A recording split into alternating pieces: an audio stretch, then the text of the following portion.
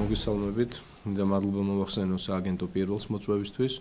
აქვე მინდა შემთხვევით ვისარგებლო და კითხვაც იქნა დასმული საჯარო ასრულებისა და პრობაციის სამინისტროში განხორციელებულ ცვლილებებთან დაკავშირებით. მინდა მიულოცო მეტად საპასუხისმგებლო პოსტი ბატონ კახა კახიშვილს, რომელიც გახლდათ საარჩევნო ტექნოლოგიების ცენტრის ერთ-ერთი ხელმძღვანელი და ამავე დროს მისი საქმიანობა არ შემოიფარგლებოდა მარტო საარჩევნო ტექნოლოგიებით და ძალიან ხშირ შემთხვევაში უფლებადაცვით სფეროშიც მას გადადგმული აქვს ძალიან მნიშვნელოვანი ნაბიჯები და ძალიან სერიოზული დასკვნებიც აქვს გაკეთებული. ვფიქრობ, რომ მისი წარსული დაკავშირებული პროკურატურის სისტემასთან, დაკავშირებული საჯარო ასრულების დეპარტამენტთან დღეს თავს მოიყრის მთელი თავისი გამოცდილებით და სისავსით საჯარო ასრულებისა და პრობაციის მინისტრის პირველი მოადგილის რანგში და ჩემი მოლოდინები, რომელიც აქვე მინდა გავაჟღერო, პირველ რიგში დაკავშირებული იქნება პატიმართა უფლებრივი მდგომარეობის გამოსწორებასთან და პატიმრობის კოდექსში თავის დროზე 2010 წელს შაშკინის დროს შეტანილი ცვლილებების გამოსწორებასთან.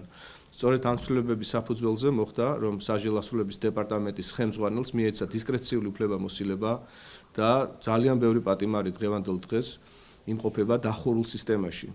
9 წლის, 8 წლის განმავლობაში ამ ადამიანებს გაცრავად არ უხილავთ მზის სინათლე და ეს არის სწორედ არაადამიანური და წამებასთან გაიგივებულ პირობებში ადამიანის მოქცევის ფაქტი. ღრმად ვარ დარწმუნებული, რომ ბატონი კახა კახიშვილის მოღვაწეობა ამეტად საპასუხისმგებლო პოსტზე დაკავშირებული იქნება კანონშემოქმედებით საქმიანობასთან. ამავე დროს მისი უშუალო ხელმძღვანელობით მე ვთვლი, რომ პირობით ვადაზე ადრე გათავისუფლების კომისიის ადგილობრივი საბჭოები შეცვლიან იმ კრიტერიუმებს, რომელიც ძალიან ხშირ შემთხვევაში არღვევს ადამიანის უფლებებს და საერთოდ არ ჯდება იმ ფორმულაში, რომლითაც გამოანგარიშებული თუ გამოთვლილი უნდა იყოს, იმსახურებს თუ არა ადამიანი პირობით ვადაზე ადრე გათავისუფლებას და მთელი აი ამ მნიშვნელოვანი მიმართულებების კვალდაკვალ ბატონი კახა კახიშვილი გამოვა იმ ინიციატივებით, რომელიც აისახება სამთავრობო ინიციატივებში და რომელიც წარდგენილი იქნება საქართველოს პარლამენტის წინაშე შესაბამის საკანონმდებლო აქტებში ცვლილებებისა და დამატებების თაობაზე. სწორედ აი ამ ამპლუაში ვხედავ მე ბატონი კახა კახიშვილის როლს და არა მხოლოდ დანარჩენთან დაკავშირებით მან გააკეთა განცხადება და არაერთგვაროვანი იყო, არაორაზროვანი იყო უბრალოდ განცხადება იმასთან დაკავშირებით, რომ საჯარო ასრულების დეპარტამენტი გადაიქცევა ერთ რიგით დეპარტამენტად. ეს რაც შეეხება ცვლილებებს, რომელთან დაკავშირებითაც ვთვლი, რომ ბატონმა მღებრიშვილმა შორსმჭვრეტელური, ასე ვთქვათ, გადაწყვეტილება მიიღო და არც ის არის შემთხვევითი, რომ მან დაუკავშირა ფუნდამენტალური რეფორმების დაწყება სწორედ აი ამ საკადრო ცვლილებას. მან განაცხადა, რომ ფუნდამენტალური ცვლილებების რეფორმები დაიწყება საჯარო ასრულების სისტემაში. მე ვუსურებ წარმატებას ბატონ კახას და ყოველთვის ვიქნები მზად იმისთვის, რომ ჩემს კოლეგებთან ერთად ვიყო, ასე ვთქვათ, იმ პოზიციების დაცვის სადარაჯოზე, რასთან დაკავშირებითაც წეგან გესაუბრეთ. ეს იქნება თანამშრომლობის და ამავე დროს ზომიერი და ჯანსაღი კონსტრუქციული ოპონირების რეჟიმი. მეორე საკითხი, რომელზეც მინდა გავამახვილო ყურადღება, ეხება 31 ქარხნის დასახლებაში არსებული წმინდა დიდმოწამე ბარბარეს სახელობის ეკლესიის ვანდალური დარბევის აქტს. მე იურისტი გახლავართ და ბუნებრივია პრეზუმპციას აუცილებლად დავიცავ და არ მინდა პოლიტიკური განცხადებები ვაკეთო, თუმცა მინდა ანალოგია და რაღაც პარალელები გავავლო ქობულეთში განვითარებულ მოვლენებთან. მე ვფიქრობ, რომ ხელწერა, ყოველ შემთხვევაში ხელწერა ქობულეთში მუსლიმური თემის საკულტო ნაგებობაზე განხორციელებული ვანდალურ აქტსა და წმინდა ბარბარეს სახელობის ტაძრის დარბევა შორის არსებობს. დანაშაულს გააჩნია თავისი ხელწერა და პირველ რიგში დანაშაულის მოტივი არის საინტერესო. აქ არ არის რაიმე ფასეული, თქვა, წაღებული ესეთი ნივთიან, საგანი ან მატერიალური ფასეულობის მატარებელი რაიმე საგანი, რომელიც თქვა, გვაფიქრებინებდა, რომ აღნიშნული დარბევა განპირობებული იყო და გამოწვეული იყო მატერიალური ფასეულობის მართლსაწინააღმდეგო დაუფლების მიზნით. აქ არის პირდაპირ ვანდალური აქტი განხორციელებული, საკურთხეველი არის დალეწილი მთლიანად, შეურაცხყოფილი. მე არ მახსენდება მსგავსი ფაქტი ბოლო 10 წლეულების განმავლობაში. აქვე მინდა აღვნიშნო. ჩემთვის ძალიან მნიშვნელოვანი და საინტერესოა ადამიანის უფლებათა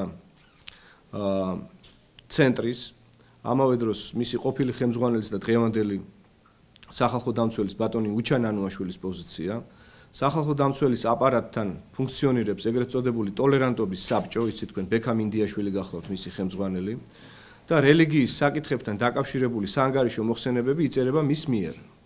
თქვენ გაგახსენებთ, რომ ბოლო წლების განმავლობაში არასდროს არ გვახსოვს ჩვენ, რომ მართლმადებელ ქრისტიანთა უფლებების დარღვევის რომელიმე ერთი ფაქტი მაინც აღწერილი ყოფილიყო ტოლერანტობის ცენტრის მიერ. სამაგიეროდ სხვადასხვა სექტების, სხვადასხვა რელიგიური დენომინაციების თითოეული წარმომადგენლის მიერ გაკეთებული განცხადებაც კი საკმარისი იყო იმისთვის, რომ ამ ცენტრს და ამ ასე ვთქვათ მის ხელმძღვანელს ბატონ ბექა მინდიაშვილს გაეკეთებინა ხოლმე ძალიან მწვავი განცხადებები. წინა საანგარიშო მოხსენების გაკეთებისთანავე მე სახალხო დამცველს გადავეცი დაახლოებით 25 შემთხვევა მართლმადებელ ქრისტიანთა უფლებების დარღვევის ფაქტებთან დაკავშირებით, რაც არასდროს არ ასახულა საანგარიშო მოხსენებებში. მათ შორის გაგახსენებთ იყო საბურთალოს სასაფლაოზე ჯვრების ვანდალურად დარბევის ფაქტი, რომელზეც დაიწყო გამოძიება და არ მისულა ბოლომდე. იყო ეგრეთ წოდებული პერფორმანსი, რომელიც ჩატარდა ქარვასლაში და რა დროსაც წმინდა სახარების ფურცლებს ხევდნენ, ღეჭავდნენ და აფურთხებდნენ მაპატიეთ უნდა ვთქვა უნიტაზში და ეს იყო მაპროვოცირებელი ფაქტორი იმისთვის, რომ იქ არსებული, იქ მდგომი, თქვა ქრისტიანი მრევლი ყოფილიყო გამოწვეული და აი მათ მრისხანებაზე შემდგომში აგებული ყოფილიყო გამოხატვის თავისუფლების წინააღმდეგ მიმართული აქტი. ანუ ის ადამიანები დაადანაშაულა მაშინდელმა სახალხო დამცველმა ბატონმა გიორგი ტუღუშმა, რომლებიც უშუალოდ აღმოჩნდნენ აი ესეთი, ასე ვთქვათ, ამგვარად განხორციელებული სრულიად არაეთიკური მოქმედებების მსხვერპლად. დღევანდელ დღეს სახეზეა მართლმადებელი ტაძრის დარბევის ფაქტი. ეს არის დასაგმობი ყოველმხრივ, რა თქმა უნდა, და ამავე დროს უნდა ვეძებოთ მისი გამომწვევი მიზეზი არა მხოლოდ იმგვარი, თქვათ, კრიმინალის ჩამდენ პირთა წრეში, რომლებიც, თქვათ, რაღაცას ახორციელებენ იმისთვის, რომ დაეუფლონ მატერიალურ ღირებულებას, თქვათ, ფულს ან ასე შემდეგ და ასე შემდეგ, არამედ მათ უკან შეიძლება მოქმედებდეს კარგად ორგანიზებული ჯგუფი, რომელიც მიზანიც არის რელიგიათა შორის გარკვეული დაძაბულობის წარმოქმნა და დესტაბილიზაციის შექმნა სახელმწიფოში. აი სწორედ ამ თემით მინდა გავაგრძელო ბატონ ირაკლი ღარიბაშვილის გუშინდელი განცხადება და უფრო ადრინდელი ბატონი ჭიკაიძისა, რომელიც აცხადებდა, რომ ქვეყანაში მზადდება გარკვეული ფონი იმისთვის, რომ წარმოიშვას დაძაბულობა და დესტაბილიზაცია და რომ ამ ყველაფრის უკან არის ნაციონალური მოძრაობა, იყო ესეთი განცხადებებიც.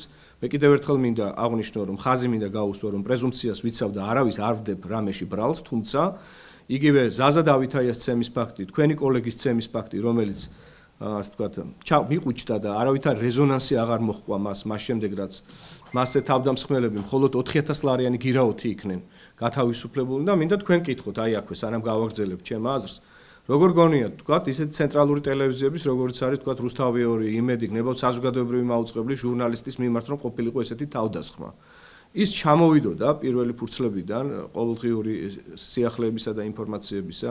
მე უბრალოდ მართლა ძალიან მაინტერესებს, როდესაც რამოდენიმე ადამიანი თავს ესხმის დამოუკიდებელ ჟურნალისტს და ფაქტობრივად მის ოფისთან ახდენს მის ცემას და ამას ყველაფერს წინ უძღოდა კიდევ მუქარები, რატომ არ აქვს ამ თემას გაგრძელება და რატომ არ მოჰყვა ამ თემას, თქვათ, ადეკვატური მოქმედებები სასამართლოდან. თუმცა ეს, რა თქმა უნდა, ესეთი ლირიული გადახვევა მთავარი თემიდან. ფაქტია, რომ ვიღაცას სურს ქვეყანაში დესტაბილიზაცია. ფაქტია, რომ დესტაბილიზაციის მიზნის მიღწევის გზაზე გამოყენებულია ყველაზე უფრო სენსიტიური საკითხები, როგორიც არის რელიგიური თემები. ფაქტია, რომ მუსლიმური თემისთვის ის ფაქტი და ის აქტი, რაც განხორციელდა მათ წინააღმდეგ, არის მეტად შეურაცხმყოფელი და მართლაც არის პროვოკაციის გამოხატულება. და არანაკლებ, თუ არა უფრო მეტი, არის მართლმადიდებლ ქრისტიანთათვის უშუალოდ ტაძრის დარბევა. ეს არ არის რიგითი კრიმინალი. მე მოუწოდებ ბატონ ჭიკაიძეს, მოუწოდებ სამართალდამცავ ორგანოებს, მთავარ პროკურატურას გამოაცხადონ ეს საკითხი ერთ-ერთ ყველაზე უფრო პრიორიტეტულ საკითხად, ვინაიდან ამას შეიძლება მოჰყვეს გაგრძელება მსგავსი ტიპის მოქმედებების სერიით და შემდგომში იქნება უკვე გვიან. თუ კი აღმოჩნდება, რომ ჩათრეული იქნება საზოგადოების დიდი ნაწილი ამ პროვოკაციებში. აი ეს მინდოდა მეთქვა და თუ რამე შეკითხვები გაქვთ, შემიძლია გაგცეთ პასუხი. სასწავლებლების თემას გავაკეთებთ შეიძლება.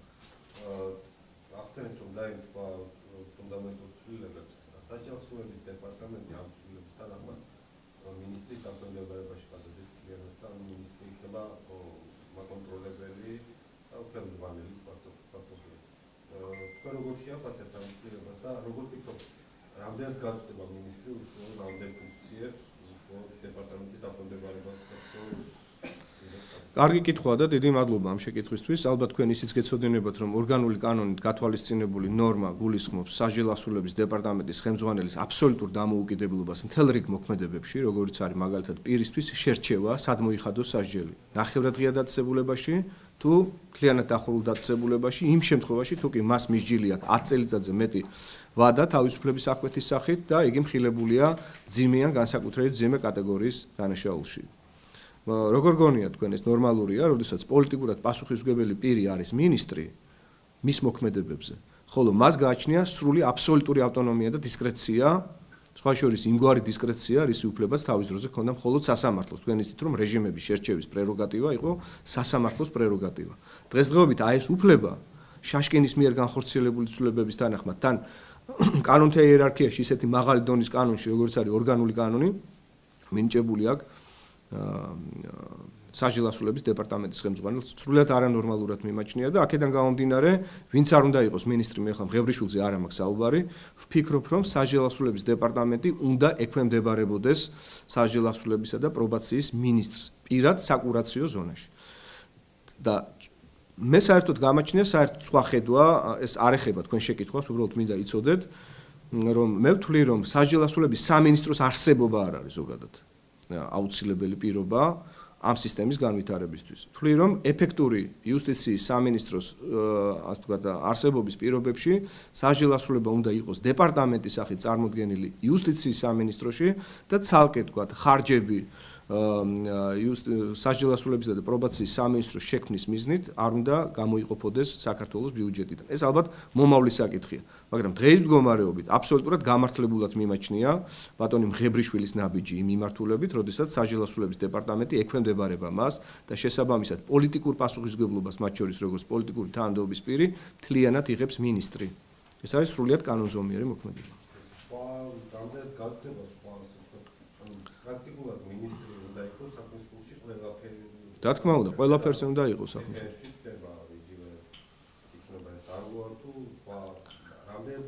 ნუ თუ წარმოვიდგენთ, რომ იურიდიული დახმარების სამსახური გამოსული არა სამინისტროს, ასე ვთქვათ, მმართველობის ჩარჩოებიდან, შესაბამისად მინისტრისთვის სწორედაც რომ უფრო მიზანშეწონილი უნდა იყოს, რომ თავარი ღერძი, რაზეც დგას სამინისტრო, ეს არის საჯარო ასულება.